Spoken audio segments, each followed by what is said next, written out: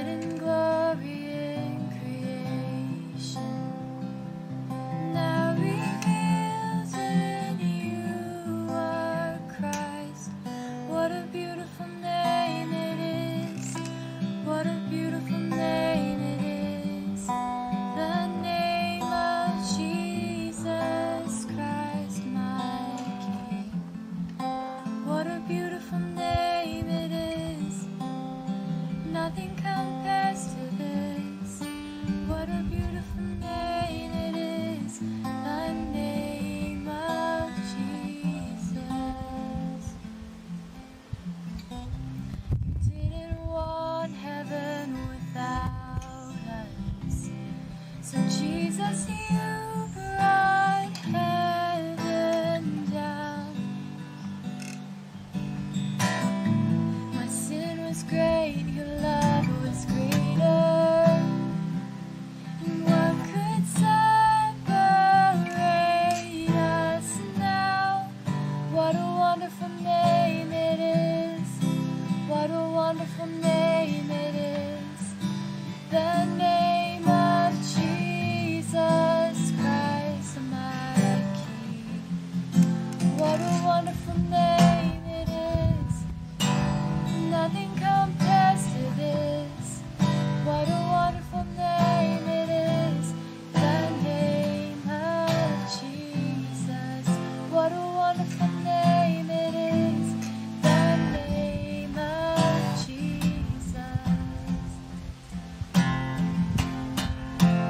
You have no rival. You have no equal. Now and forever, God, you reign. Yours is the kingdom. Yours is the glory.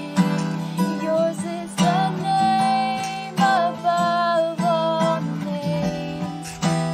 You have no rival. You have no equal. Now and forever, God, you reign. Yours is the kingdom.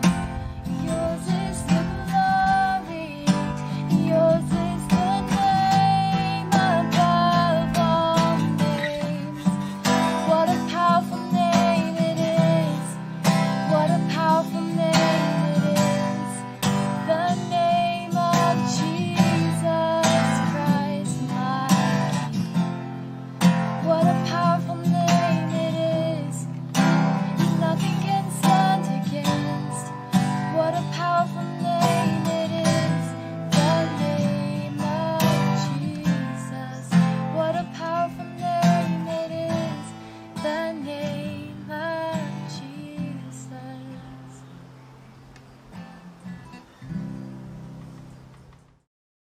Hello and welcome to worship with the Walla Walla University Church. My name is Katie Wagner. I'm a graduating senior here at Walla Walla University, and I'm also a member of this congregation. We're so excited that you've joined us today. Today, we're outside. We have a special service planned that's a little bit shorter that also gives you a chance to head outside and enjoy God's beautiful creation as well. Our offering today goes towards our university church budget. This budget supports ministries such as children and family, youth and young adults, broadcast, and of course our local schools. Your support and contributions help this great work, and we are so grateful.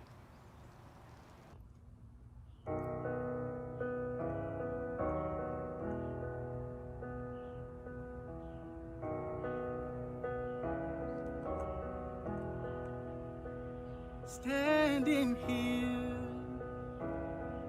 not knowing how we'll get through this test, while holding on to faith you know best,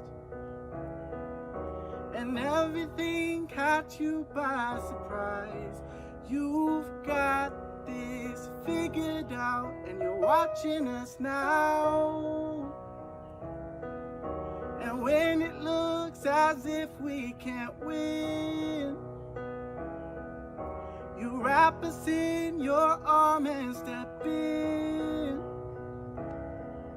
And everything we need you supply, 'cause you've got this in control. And now we know that you made a way. When our backs were against the wall, and it looked as if it was over, you made a way. And we're standing here only because you made a way. And now we're here, looking back on where we've come from, because of you and nothing we've done. deserve the love and mercy you showed, but your grace was strong enough to pick us up, and you made a way. When our backs were against the wall, and it looked as if it was over, you made a way. And we're standing here only because you made, and you made a way. When our backs were against the wall, and it looked as if it was over, you made a way. And we're standing here only because you made a way.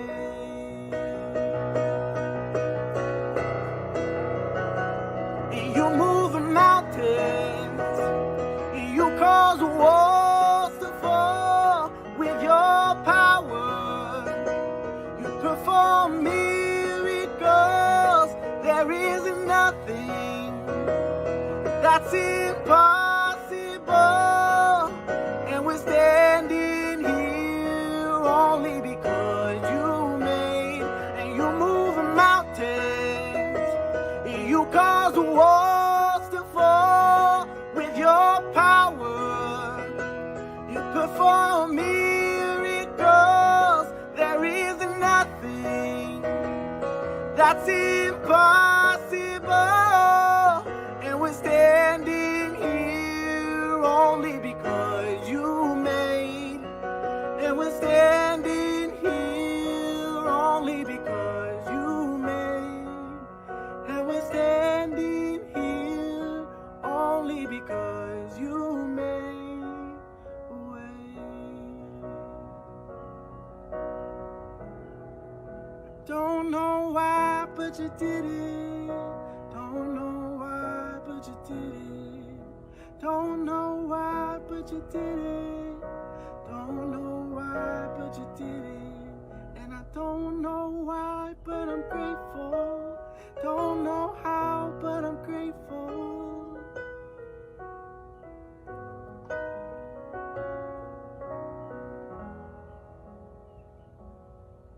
And we're standing here only because you made. And we're standing here only because you made a way.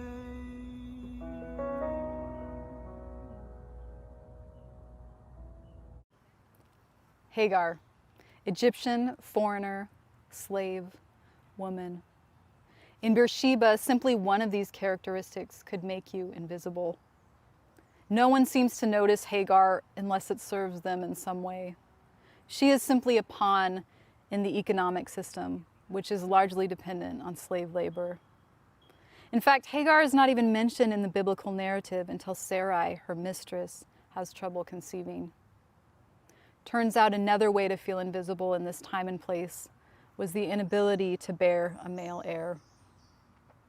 Mind you, Hagar's brief story comes on the heels of a very important promise, a promise that God makes to Abraham, that his descendants will be too numerous to count, a promise in the form of an ancient suzerain treaty where God himself walks through the sacrifice. You see, Yahweh is already accustomed to showing up in unexpected places and spaces. Hagar is an Egyptian and was likely acquired when Abram and Sarai visited Egypt. Maybe you remember the story. Abram and Sarai go to Egypt because there was a severe famine in the land.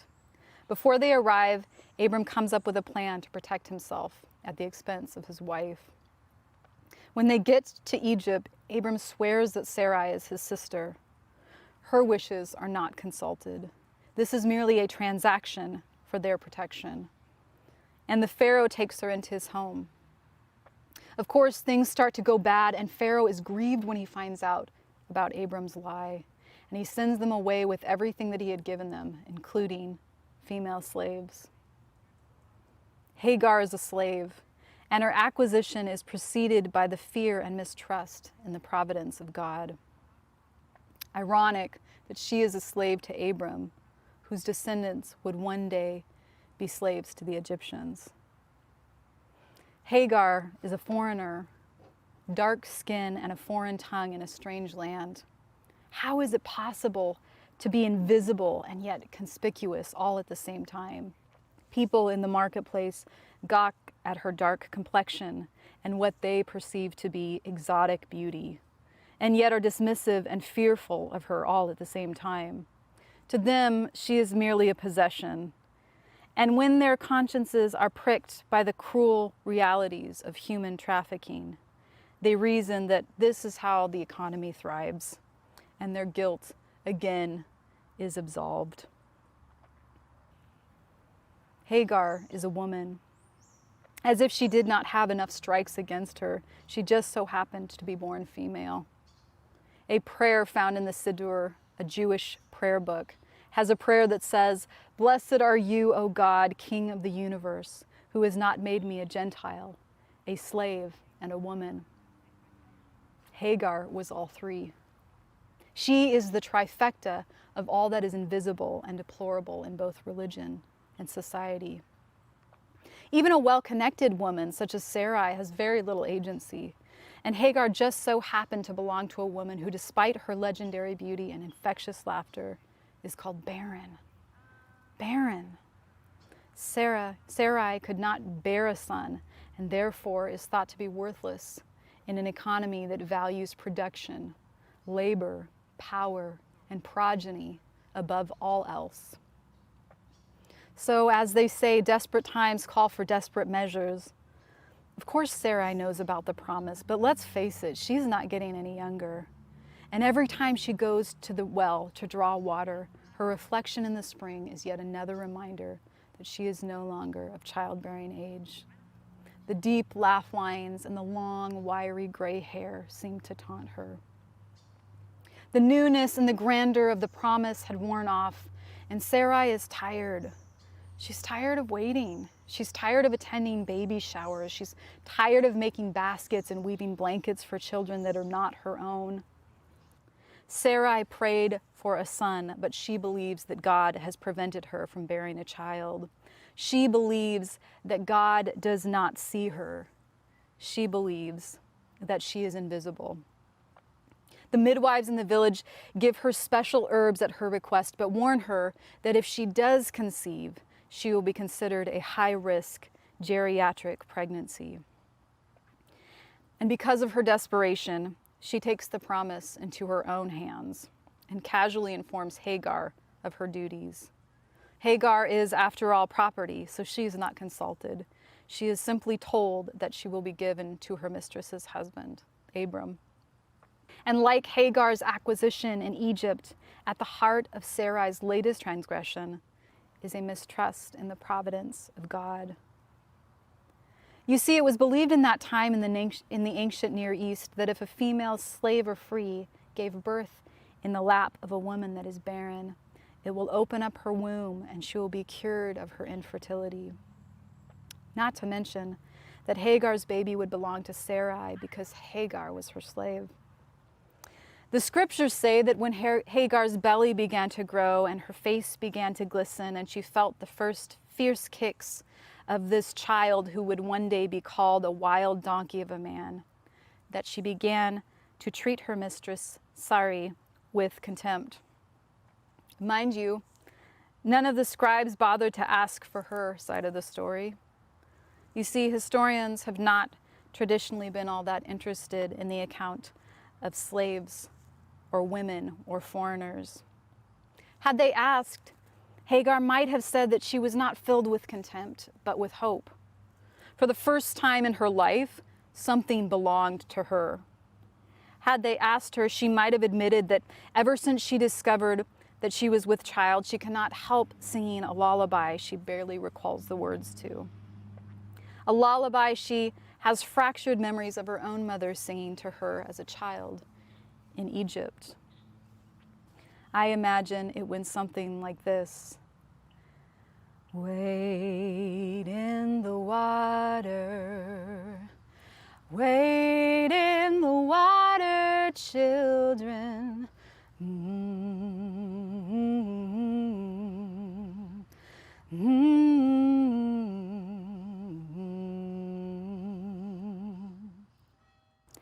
Had the scribes asked her for her account, she might have said that her new husband Abram noticed her for the first time since she conceived, not as an object or a piece of property or an economic commodity, but as a human. He noticed the glow of her cheeks and the broadening of her hips and the roundness of her belly. This is his child. And she prays to every god she knows for a son, because for a moment she feels seen. But as you may know, being visible as a woman, a slave, a foreigner, can be a dangerous thing. In some ways, it was easier for Hagar when she could fly under the radar. Some of you know what I mean. She could put up with the harsh words and long hours, but Sarai had not traditionally been violent with her. This would change. The scriptural account in Genesis 16:4-5 says, "And when she, Hagar, saw that she had conceived, she looked with contempt on her mistress. And Sarai said to Abram, 'May the wrong done to me be on you. I gave my servant to your embrace, and when she saw that she had conceived, she looked on me with contempt. May the Lord judge between you and me.'" What the scriptures should have said, but conveniently left out, is that Sarai's contempt for Hagar grew. Just as Hagar's belly grew, Sarai's contempt for her slave grew. It grew until it came to physical blows and threats to her life and the life of her child. Hagar, once invisible, was now a very visible threat to everything Sarai held dear. And this so-called contempt on the part of Hagar is enough to push Sarai's bruised ego right over the edge. To be fair, she is a victim too, albeit to a lesser degree. She is a victim to the way society views her. She mistakenly believes the name that society gives her, barren. And because of this, Hagar becomes a victim to her mistress's misfortune, collateral damage. Hagar is a refugee, fleeing a violent and jealous mistress who had put her into the situation in the first place. Fleeing into the wilderness to miscarry or die of dehydration or childbirth or attack by wild animal. Hagar is afraid for her life and the life of her unborn baby. And as many mothers will tell you, sometimes a child is just the catalyst that one needs to leave a dangerous situation. And this is where we find Hagar, in the wilderness, lips parched, labor pains ignited, sweat running from her face, blood running down her legs. After wandering for what seems like days, she falls to her knees under the weight of her pregnant belly by a pool of water.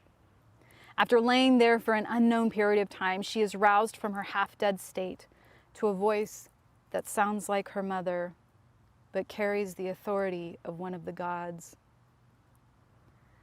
Wade in the water. Wade in the water, children. Wade in the water. God's gonna trouble the water. Moot. Hagar manages to whisper the word mother in her native tongue. Moot, she says again.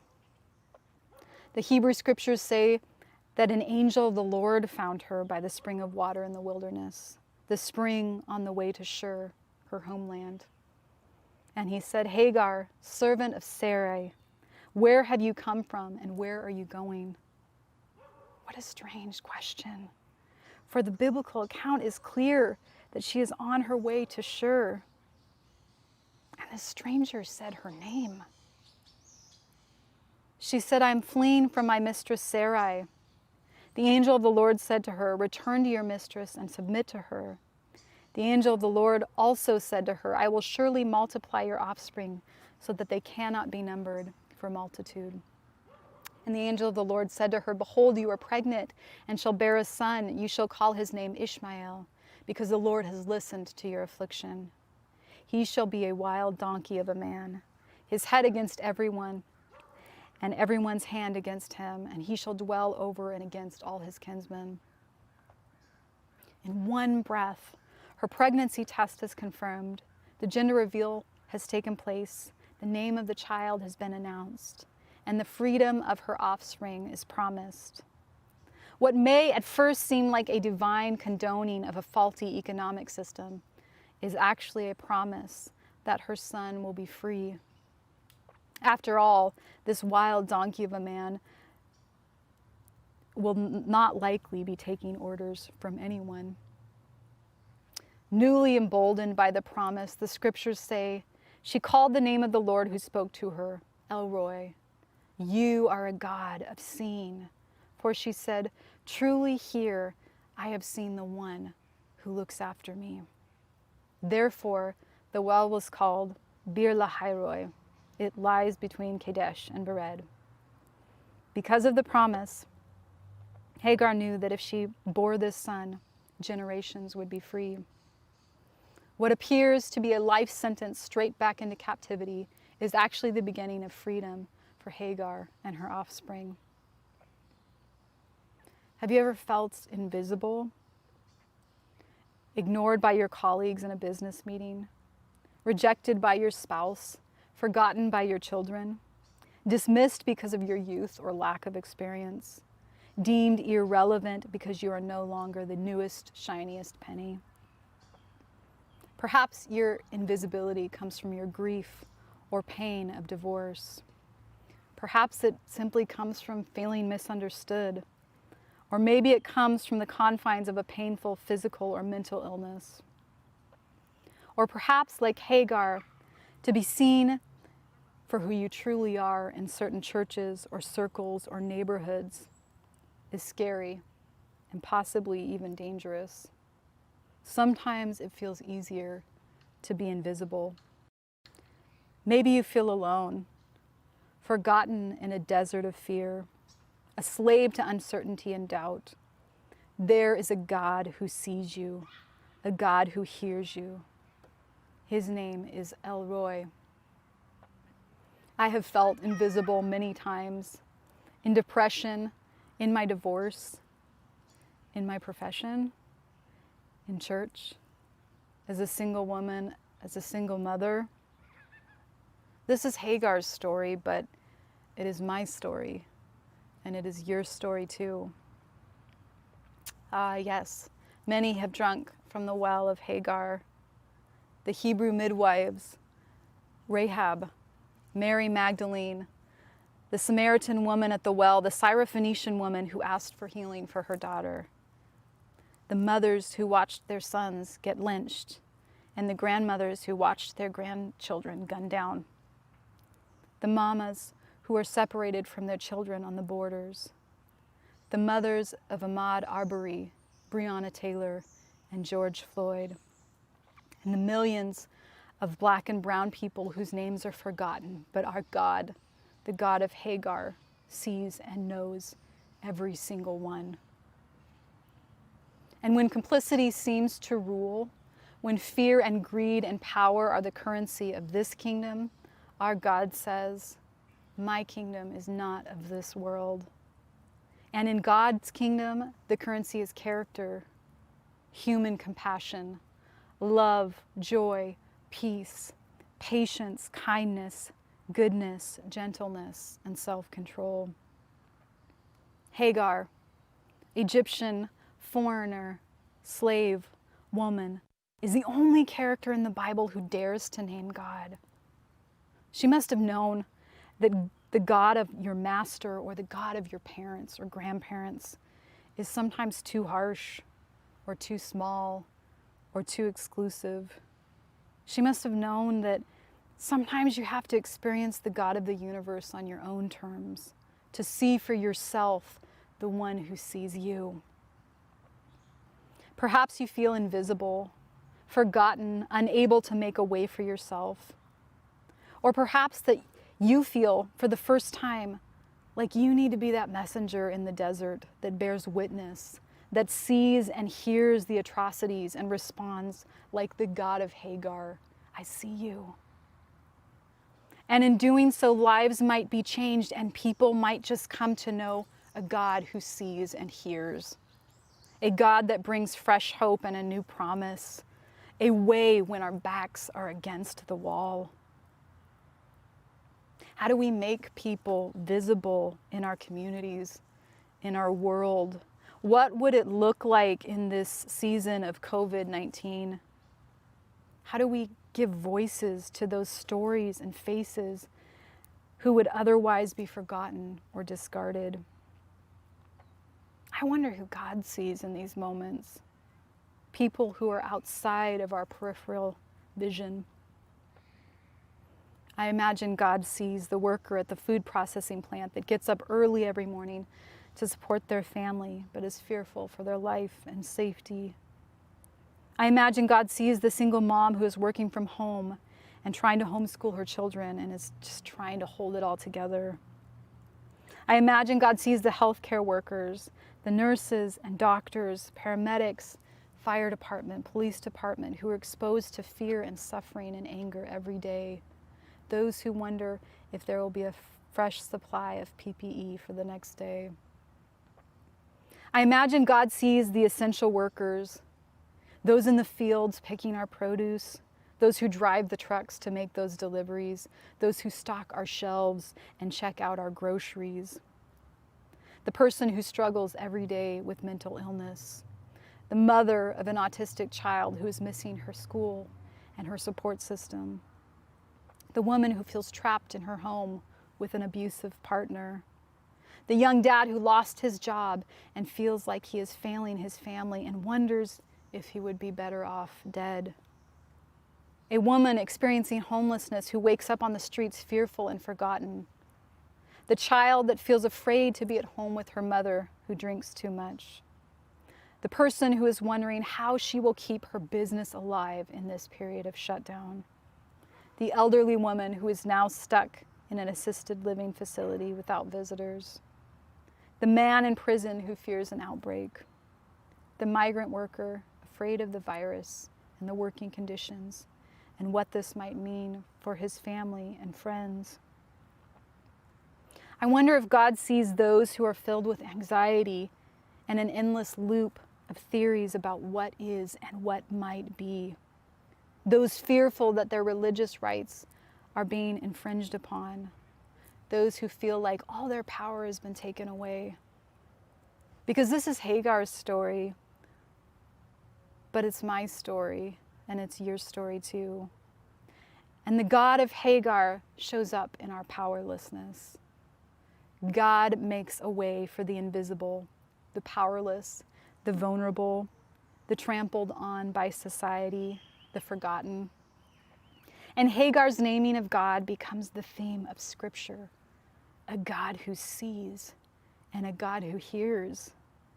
Genesis 16:15-16 says, "And Hagar bore Abram a son, and Abram called the name of his son whom Hagar bore Ishmael. Abram was 86 years old when Hagar bore Ishmael to Abram."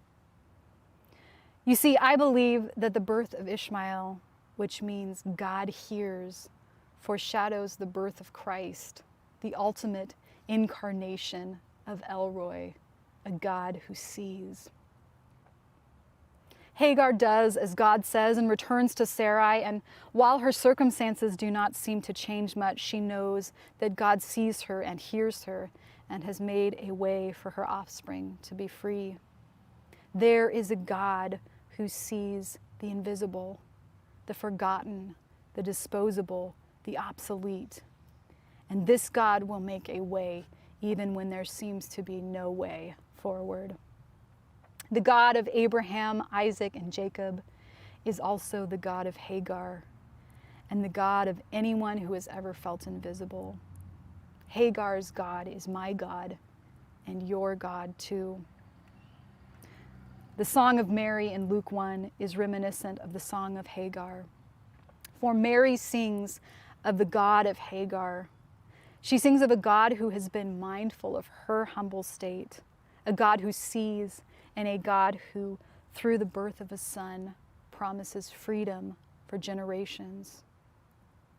I imagine Mary's Magnificat sounded something like this. Wade in the water,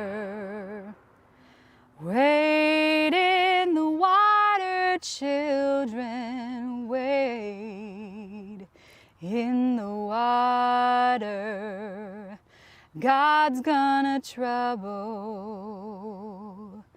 God's gonna trouble the water.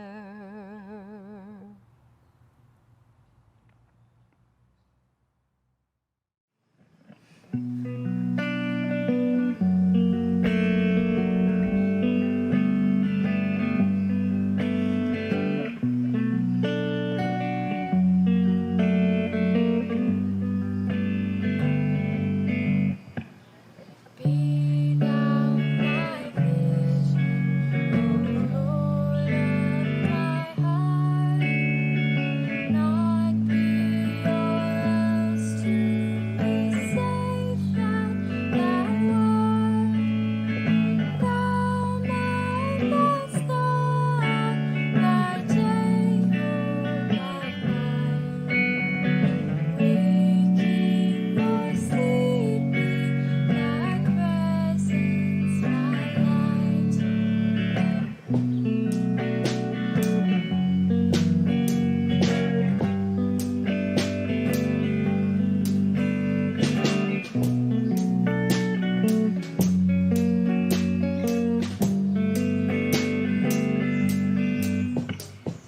Be thou my wisdom, and thou my true word. I am with thee, and thou with me, Lord.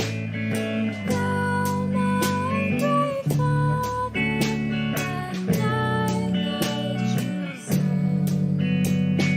Thou in me dwelling, and I with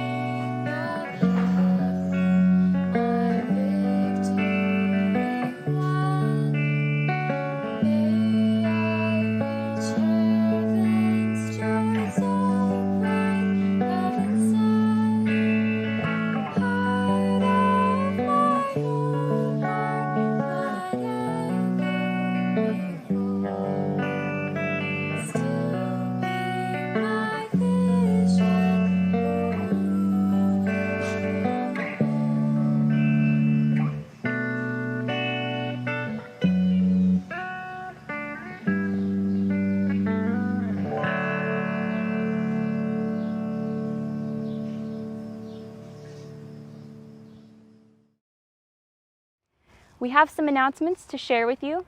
First, even in difficult times, there are still opportunities to do good, and we'd like to invite you to help us make a difference. Visit our website at www.church.com/help to see a bunch of different opportunities that we have for you to get involved and help care for our community. And speaking of community, it has been 8 weeks since our last in-person gathering together, and we're looking forward to resuming worshiping together as restrictions ease. However, because we are one of the largest weekly gatherings here in this valley, we're aware that our decision moving forward is really important, and we'd like to hear from you.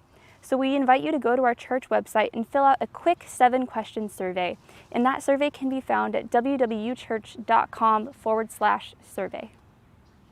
Thank you so much for joining us. We hope you'll join us again next week. Happy Sabbath.